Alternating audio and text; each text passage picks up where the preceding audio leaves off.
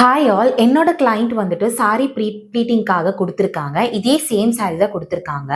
அந்த சாரியில வந்து பார்த்தீங்கன்னா, மோஸ்டா அவங்களோட சைடு வந்து ஓவரால் கவர் ஆகல அப்படின்றதுனால நம்ம கிட்ட சாரி ப்ளீட் கொடுத்துருக்காங்க. நீங்க என்னதான் உங்களோட சாரியை ப்ளீட் பண்ணி ட்ரை பண்ணாலும் உங்களுக்கு சைடு கவர் ஆகாம இந்த மாதிரி நீங்க சாரி ட்ரை பண்றீங்கன்னா, இதுக்கு ஒரு டெக்னிக் நான் உங்களுக்கு சொல்றேன். நீங்க சாரி ட்ரை பண்ணும்போது உங்களோட செஸ்ட் அண்ட் ஹிப் வந்து ஒழுங்கா ப்ராப்பரா மறையலைன்னா இந்த ட்ரிக்கை நீங்க ஃபாலோ பண்ணுங்க.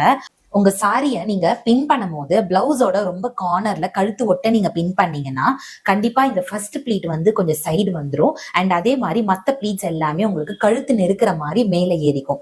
அதுக்கு பதிலா நீங்க இந்த சைடு மறைக்கணும்னா இந்த நீங்க பின் பண்ற இடத்த நீங்க மாத்தணும். இந்த பின் பண்ற இடத்த வந்து கொஞ்சம் தள்ளி வச்ச மாதிரி பின் பண்ணீங்க அப்படின்னா, நீங்க பின் பண்ணும்போது ரொம்ப கழுத்து ஒட்ட பின் பண்ணாம கொஞ்சம் தள்ளி வச்சு பின் பண்ணீங்கன்னா உங்களுக்கு சைடும் மறையும், பிளஸ் இந்த எந்த ப்ளீட்ஸுமே உங்களுக்கு கழுத்து நெருக்கிற மாதிரி மேலே வராது.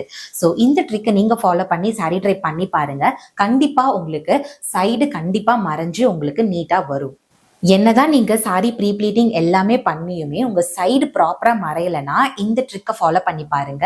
கண்டிப்பா உங்களுக்கு ஒர்க் அவுட் ஆகும். மறக்காம இது ட்ரை பண்ணிட்டு எனக்கு கமெண்ட் பண்ணுங்க.